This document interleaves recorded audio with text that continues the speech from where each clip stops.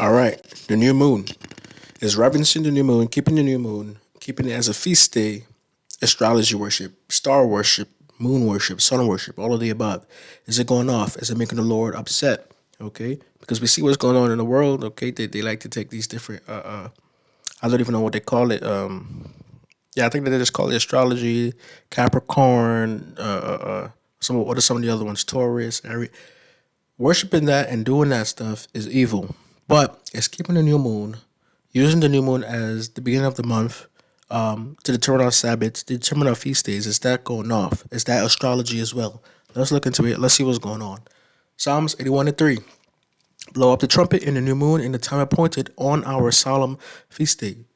Boom. So there we go, right? The new moon is a feast day, the appointed time on our solemn feast day.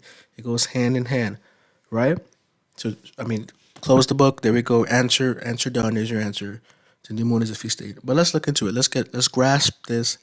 Let's squash this bug. Let's make sure people understand that looking at the new moon, keeping it as a high holy day or a feast day, I should say, is not evil and actually something that we're supposed to be doing. Not doing the other things, not to be confused with moon worship. We're not bowing down to the moon or anything like that. All right. But we're looking at it and we're determining days, season, times, years, whatever the case may be. Genesis 1 and 14. And God said, let there be lights in the firmament of heaven to divide the day from the night, and let them be for signs and for seasons and for days and for years. Right? So the Lord Yahweh, right? Bahasham Yahweh Shai, right? Yahweh Shai being the only begotten Son, who the world calls Jesus Christ, created the stars, created the moon, right? And of course, people use this argument for a lot of things. Oh, look, God created the rocks and the crystals so we could use God, but it's here specifically. It's saying that the Lord created the lights in the firmament of heaven to be used, right, for signs and for seasons, for days and for years. Not only that, it is in feast day clearly, as we see in Psalms. Let's keep going. First Samuel chapter 20, starting off at let's see, 24. Excuse me, I have a dry throat today. So David hid himself in the field, and when the new moon was come, the king sat him down to eat meat. And David sat upon his seat. As at other times, let's go down to verse 27. And it came to pass on the morrow, which is the second day of the month, that David's place was empty.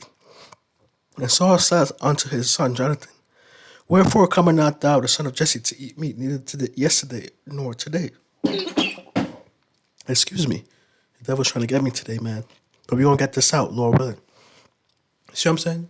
So the context clues would tell you that if they call it the morrow, which is the second day of the month, then the first day of the month will be the new moon, right? Because they was trying to have a feast, trying to eat for the new moon, and after that, on the morrow is the second day of the month.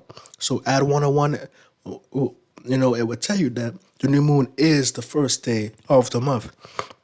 That's how we determine our Sabbaths as well.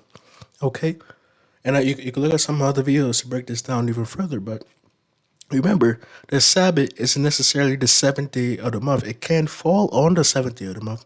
But I was confused about this as well. I do some serious praying about this, all right? But it's 6 working days, right? The new moon is a rest day. There's no buying, there's no selling. You see what I'm saying? There's no working. After that, okay, so that's not a working day. So 6 days later, you work, and on that seventh day, which is typically the eighth day of the month, that is going to be the Sabbath. It's the seventh working day, not the seventh day of the month. So how do you determine the Sabbath? Based on the new moon. How do you know when is the beginning of the month? Based on the new moon. The Lord created the moon for signs, seasons, times, and years, and it is a feast day where He brought us so far, brought a trumpet. The new moon has come forth as a feast. Thank the Lord for another month. Thank the Lord for, what I'm saying, for life, health, and strength. That's what we do, man. You see what I'm saying? Isaiah 66 and 23. And it shall come to pass that from one new moon to another, and from one Sabbath to another, shall all flesh come to worship before me, saith the Lord Yahweh.